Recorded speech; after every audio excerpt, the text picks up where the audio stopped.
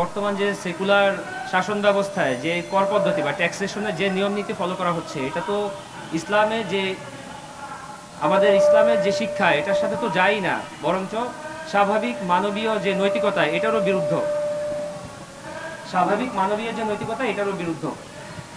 তো এই প্রসঙ্গে যদি আমরা বলতে চাই, সরকার যদি চায় যে সরকারের অনেক ব্যয় হচ্ছে, যেমন এই ব্যয়ের আবার যে কি ব্যাখ্যা সেটা আপনারা আমাদের আহমদ রফিক হাফিজাউল্লাহ ওনার বক্তব্যে শুনেছেন যে আসলে ব্যয়টা কীভাবে হচ্ছে, অভাব না আসলে স্বভাবের দোষ। সেটা যদি আমি সরিয়েও রাখি, যদি আসলেই ব্যয় সংকোচন করে তারা পারছে না, আয় বাড়ানো দরকার, এটা যদি হয় যে তাদের কর বাড়াতেই হবে, তাহলে তো তারা কর প্রয়োগ করার বা অথবা কর আরোপ করার আরও একটু জনবান্ধব পদ্ধতি নিতে পারতেন। যেমন যারা সামর্থ্যবান এবং যারা ধনী তাদের উপর তাদের সম্পদের পরিমাণ অনুসারে তাদের উপর কর আরোপ করা যেত, কিন্তু সেটা না করে কি করা হলো, এই প্রত্যক্ষ কর যেটা মানুষের সম্পদের উপর নির্ভরশীল এর উপর না করে তারা পরোক্ষ কর একটা ভ্যাট আরোপ করলেন।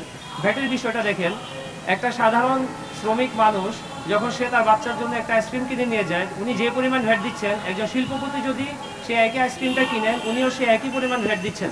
তো এটা আসলে কোনভাবে, মানে দুনিয়ার কোন হিসাবে আপনি এটাকে ইনসাফ বলবেন বা ন্যায় বিচার বলবেন, আমাদের আসলে জানা নেই আর কি। তো আমরা এই জন্যই আজকে আসলাম যে এই যে ভ্যাট, এই পরোক্ষ করের যে জুলুম, এটা থেকে আমাদের আসলে নিস্তার দরকার।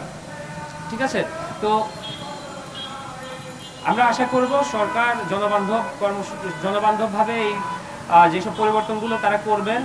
এবং তার চেয়েও বড় কথা যে আমাদেরকে একটা জিনিস উপলব্ধি করতে হবে যে আমরা এইসব যে জুলুমগুলো দেখছি, এগুলা যদি আমরা পরিপূর্ণ সমাধান চাই তাহলে আমাদেরকে ইসলামের শিক্ষার মধ্যেই ফিরে আসতে হবে। ইসলামের যে শাসন ব্যবস্থা এবং ইসলামের অর্থ ব্যবস্থাকে যদি আমরা পরিপূর্ণভাবে বাস্তবায়ন করতে পারি, একমাত্র তখনই আমরা আমাদের সমাজ এবং রাষ্ট্রে যে সুখ সমৃদ্ধি চাই সেটা চাইতে পারবো। কেননা আমরা খুব ক্লিয়ারলি দেখতে পাচ্ছি যে বিদ্যমান যে ব্যুরোক্রেসি, আমলাতন্ত্র আছে এবং যে সেকুলার শাসন ব্যবস্থা যারা এলিট এবং যারা সম্পদশালী আছে তাদেরকে কিন্তু তোষণ করে। যেমন বিগত ফ্যাসিস্ট শাসন আমলে আপনারা জানেন যে ইডিএফ একটা স্পেশাল লোনের ব্যবস্থা করা হয় প্রায় $7 বিলিয়ন মতো সামথিং, সংখ্যাটা হয়তো আমি একটু কনফার্ম না, কিন্তু আমি শুনেছিলাম এটা, যে ইডিএফ লোন দিয়েছে মাত্র 5 জন শিল্পপতিকে বা শিল্পগোষ্ঠীকে। এইভাবে দেখেন আমাদের কষ্টার্জিত যে অর্থ যেটা আমরা ট্যাক্সেশনের মাধ্যমে রাজস্ব জমা হচ্ছে, তারা এগুলো দিয়ে তোষণ করতেছে কাদের, শিল্পপতিদের। এটা তো আপনার আমার কোনো লাভ হচ্ছে না।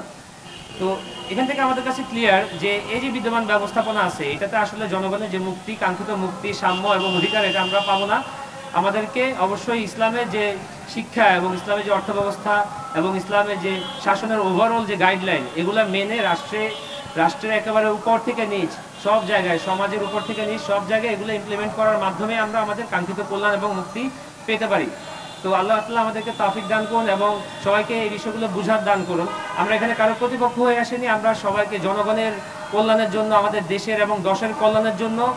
এই যে আইএমএফ, ওয়ার্ল্ড ব্যাংক এরাও জানে এখন আইএমএফ ওয়ার্ল্ড ব্যাংক তাদেরকে টাকা দেয় কেন। এটা একটা সিম্পল হিসাব।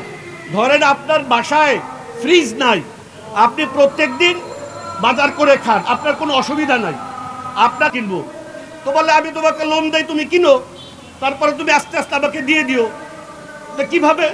বলছে বাজারে তো ফ্রিজের দাম 20,000 টাকা, তো আমি তোমাকে ফ্রিজটা কিনে দিতেছি, তুমি আমাকে 3 বছরে 30,000 টাকা দিবা। তো তাহলে এখন আপনার ভিতরে আগে অভাব সৃষ্টি করলো, আপনি আসলে কোনো অভাবে ছিলেন না, সমস্যায় ছিলেন না, এরপরে আপনাকে সে লোন দিল, লোন দেওয়ার পরে সে এখান থেকে লাভ করতেছে। সে আইএমএফ, ওয়ার্ল্ড ব্যাংক এরা কি করে, এরা আপনাকে বিভিন্ন রকম